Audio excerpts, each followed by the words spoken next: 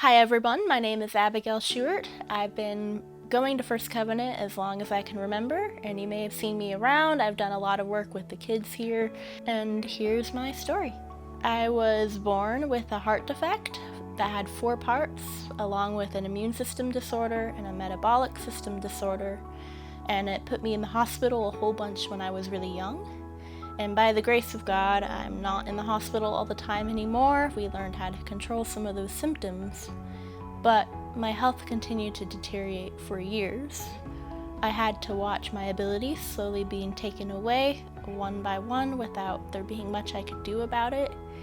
By the time I was 21, I couldn't walk more than a block without being in a wheelchair, and all thoughts of being out in the heat and running around were just out of the question. I eventually had to accept the fact that even holding a part-time job or going to college just wasn't in the plans anymore because I didn't have the stamina to do it. And God, He really reached out to me during this time. Instead of wallowing in hopelessness, watching all the plans I had for my life not be possible anymore, He really used this time to teach me who He was and to encourage me to focus on His character and His goodness. He taught me that He was sovereign, He was in control no matter what circumstances may happen. And although the circumstances may not be what I choose, I could trust that He was still who He said He was in His Word. He taught me that my life has purpose. Even though I may not be able to do the things that I had desired or planned for, I could trust that God's ideas were bigger and better than the ones I could have had. In the back of my mind, though, I had hope that maybe surgery could fix my heart. So we went to the cardiologist and asked them again if there was anything that they could do. And this procedure they originally suggested, they said didn't make sense anymore. They said they didn't quite understand what was going on and that my condition would continue to deteriorate and there was nothing that they could do about it. And this was devastating to me. I went through a period of mourning my idea of what the future should be.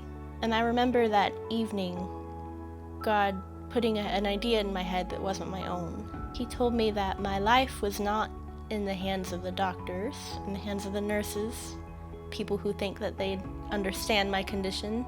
It was in the hands of a Father who loved me. He continued to teach me who He was, and one verse in church stuck out to me. It said in Exodus 34, the Lord is compassionate and gracious, slow to anger, abounding in steadfast love and faithfulness. I knew that God cared about me. I knew that my Father hurt when I hurt, and I knew that He had the power to make the hurt go away. And if He wasn't, there must be a reason. If He wasn't, I knew that He had a plan for it, and that plan was glorifying to Him and would further His kingdom.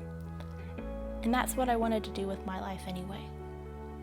From that relationship with Him, I found a sense of peace that surpassed all understanding, a sense of hope that existed even when there is no hope left.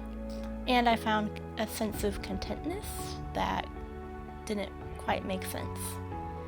And I knew that however long I was called to be in this condition here on the earth, that I could be satisfied just with God.